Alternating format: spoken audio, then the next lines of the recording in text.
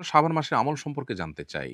উত্তর হলো শাবান মাস শুরু হয়েছে। শাবান মাসের সবচেয়ে গুরুত্বপূর্ণ আমল হলো এ মাসে বেশি, বেশি নফল রোজা আমাদেরকে রাখতে হবে। নবী করিম সাল্লাল্লাহু আলাইহি ওয়াসাল্লাম সম্পর্কে আয়েশা রাদিয়াল্লাহু তাআলা আনহা বলেছেন, "কানা নবী সাল্লাল্লাহু আলাইহি ওয়াসাল্লাম ইয়াসুমু শাবানা ইল্লা কালিলা।" নবীজি পুরো শাবান জুড়েই প্রায় রোজা রাখতেন সামান্য কয়েকটা দিন বাদে। অন্য আরেক হাদিসে আসছে যে তিনি শাবান মাসে যত রোজা রেখেছেন, এত রোজা অন্য কোনো মাসে আর রাখেননি। এজন্য শাবান মাস বেশি, বেশি নফল রোজা রাখার মাস। শাবান মাসে নফল রোজা ছাড়া রমজানের প্রস্তুতি টাইপের কাজ হতে পারে। স্পেসিফিক কোনো আমল আর দ্বিতীয়টি নেই।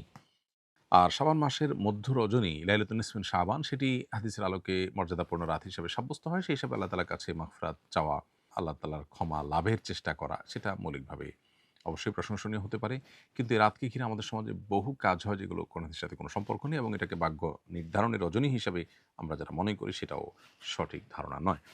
তো শাবান মাসে বেশি, বেশি নফল রোজা রাখা উচিত, বিশেষ করে শুরুর দিকে, মাঝের দিকে। তবে শেষের দিকে রোজা রাখা অনুচিত এবং নিরুৎসাহিত করা হয়েছে বিভিন্ন বর্ণনা, বিভিন্ন হাদিসে।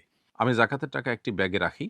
সেখান থেকে বিভিন্ন সময় বিভিন্ন ব্যক্তিকে দিয়ে থাকি। হঠাৎ ব্যাগটি হারিয়ে গেছে। এখন কত টাকা ছিল বা আমি ইতিপূর্বে কত টাকা দান করে ফেলেছি জানা নেই। করণীয় কি? জাকাতের টাকা যে ব্যাগে আপনি রেখেছেন বা যে বাক্সে রেখেছেন সেখান থেকে কিছু, কিছু করে দিয়েছেন এবং হারিয়ে যাওয়ার আগ পর্যন্ত কত টাকা দিয়ে শেষ করেছেন আপনি জানতেন না। এই যদি হয় অবস্থা তাহলে সেক্ষেত্রে আপনাকে অনুমান করে বের করতে হবে যে কত টাকা ইতিমধ্যে আপনি জাকাতের টাকা দিয়ে শেষ করেছেন। তাহলে আপনার সম্পদের সেই পরিমাণ জাকাত আদায় হয়ে গেছে। বাকি যেগুলো আপনার অনাদায় রয়েছে সেটা আপনাকে বের করতে হবে। এই জিনিসটা আপনাকে অনুমান করে বের করতে হবে এমনভাবে যা দিয়েছেন সেটা এর কম হবে না। এতটুকু নিশ্চিত। সেরকম একটা ফিগার আপনাকে আসতে হবে। তাহলে আপনি সেটুকু দিয়েছেন বলে ধর্তব্য হবে। আর বাকিটা আপনাকে জাকাত দিতে হবে। এর কারণে আপনি অবশ্য গুনাহগার হবেন না। যেহেতু এটা আপনার ইচ্ছাকৃত হয়নি, ইচ্ছার বাইরে হইছে। কিন্তু আপনার ফিগারটা আনুমানিকভাবে আপনাকে বের করতেই হবে। কসমের কাফারা হিসেবে যদি ৭-৮ বছরের শিশুকে খাবার খাওয়াই, তাহলে কি তা যথেষ্ট হবে? উত্তর হলো যে সাধারণত প্রাপ্তবয়স্ক বা প্রাপ্তবয়স্কের কাছাকাছি বয়সের মানুষকে কাফারা স্বরূপ যে খাদ্য দানের নির্দেশনা কোরআনে রয়েছে, সেটি আদায় করতে হবে এই সমস্ত মানুষকে খাওয়ানোর মাধ্যমে। ৭-৮ বছরের শিশু প্রাপ্তবয়স্ক কিংবা প্রাপ্তবয়স্কের কাছাকাছি নয়। তারপরও সে যদি প্রাপ্তবয়স্ক মানুষের সমপরিমাণ খাবারের মালিক হয় বা তাকে যদি এটা মালিক বানায় দেওয়া হয়, আপনি যদি অ্যাজ এ কাফারা তাকে দিয়ে দেন এটা, তাহলে আদায় হয়ে যাবে। এতে কোনো সন্দেহ নেই। আর বসিয়ে খাওয়ালে সে তাকে খাওয়ালে আদায় হবে না একদল আলেমদের মতো, আরেকদল আলেমদের মতো হবে। তো নিরাপদ হলো আপনার এক্ষেত্রে প্রাপ্তবয়স্কের কাছাকাছি মানুষকে খাওয়ানো। বিশুদ্ধ মত হলো বা ফতোয়া যেটার উপরে সেটা হলো যে ৭-৮ বছরের শিশুকে পেট পুরে যদি খাওয়ানো হয় তাহলেও আদায় হয়ে যাবে। আমি নিয়মিত কোরআন তেলাওয়াত করি। অভ্যস্ততার ফলে পিরিয়ড চলাকালীন সময়েও মাঝে মধ্যে কোরআন তেলাওয়াত করে ফেলি। এতে কি আমার গুনাহ হবে? যদি আপনার ইচ্ছার বাইরে মুখ দিয়ে কোরআন তেলাওয়াত চলে আসে নিজের অজান্তে, তাহলে সেক্ষেত্রে গুনাহ হবে না। কারণ মানুষের ইচ্ছার বাহিরে বা মানুষ ভুলে কোনো কিছু করে ফেললে তার জন্য আল্লাহ তাআলার কাছে দায় থাকে না। এটা ইনশাআল্লাহ আল্লাহর কাছ থেকে আপনি ক্ষমা পাবেন এটার ফলে। যার কারণে আপনি ইচ্ছাকৃত জন্য তেলাওয়াত না হয় সেটি লক্ষ্য করা দরকার। কারণ মাসিক অবস্থায় কোরআন তেলাওয়াত করা যাবে না। এটাই হলো জমহুর বা সংখ্যাগরিষ্ঠ আলেমদের মত, বিশুদ্ধতর মত। যদিও ইবনে তাইমিয়া রাহিমাহুল্লাহ সহ বর্তমান আরব উলামাদের অনেকে, বিশেষ করে সৌদি আরব আলেমদের অনেকেই মাসিক অবস্থায় কোরআন তেলাওয়াতকে অনুমোদন করেন। সংখ্যাগরিষ্ঠ আলেমরা অবশ্য এর খেলাফ বা ভিন্ন মত পোষণ করেন।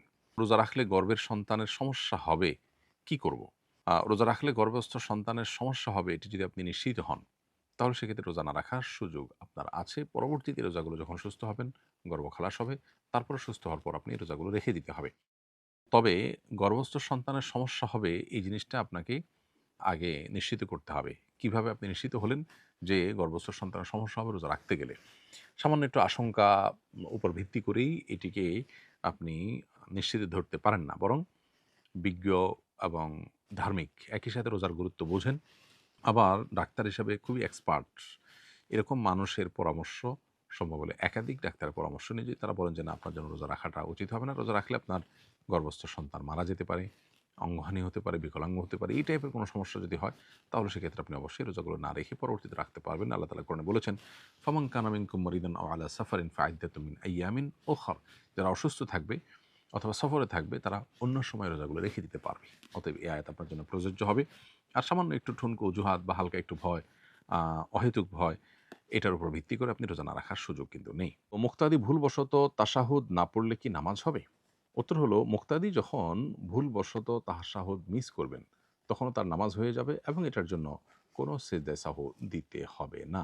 কারণ ইমামের পেছনে কেউ যদি কোনো ওয়াজিব তরক করে ফেলে ভুলে, তাহলে সেক্ষেত্রে মুক্তাদির আলাদা করে সিজদায়ে সাহু দেওয়ার কোনো বিধান নেই। ইমামের ভুল হলে ইমামের সাথে সিজদায়ে সাহু দিবেন, আর মুক্তাদির ভুল হলে সেটা যদি সিজদায়ে সাহু দিয়ে রিকভার করার মতো ভুল হয় তাহলে সেটা মাফ। আর যদি ফরজ ছুটে যাওয়ার মতো কিছু হয় তাহলে অবশ্য সে নামাজ আবার পড়তে হবে। যেমন কেউ ইমামের পিছনে নামাজ পড়লো, মনে করেন সে একটা সিজদা দিল না, তাহলে তার ওই নামাজ আবার পড়তে হবে। আর যদি কেউ তাশাহুদ ইচ্ছাকৃত ছেড়ে দেয়, তাহলে সেক্ষেত্রে সেটা তো আপনার সিজদায়ে সাহু দিয়ে রিকভার করার মতো না। যার কারণে সে নামাজও পুনরায় পড়তে হবে। তাহলে ইমামের পেছনে যদি ভুলে ওয়াজিব ছুটে যায়, তাহলে সেটার জন্য সিজদায়ে সাহু দিতে হবে না এবং নামাজ হয়ে যাবে। সিজদায়ে সাহু যে সমস্ত বিষয় আবশ্যক হয় তার মধ্যে একটা হলো তাশাহুদ না পড়লে, তাশাহুদ পড়াটা ওয়াজিব। সো এটা যদি ভুলে ছুটে যায়, তাশাহুদ পড়াটা মিস করে যায় মুক্তাদি, তাতে তার সিজদায়ে সাহু দেওয়া লাগবে না। বিতির নামাজ কাজা করতে হবে কিনা? উত্তর হলো বিতির নামাজ যেহেতু ফোকাহ হানাফের মতে ওয়াজিব এবং ওয়াজিব নামাজ ছুটে গেলে সেটা কাজা করতে হয়, সেই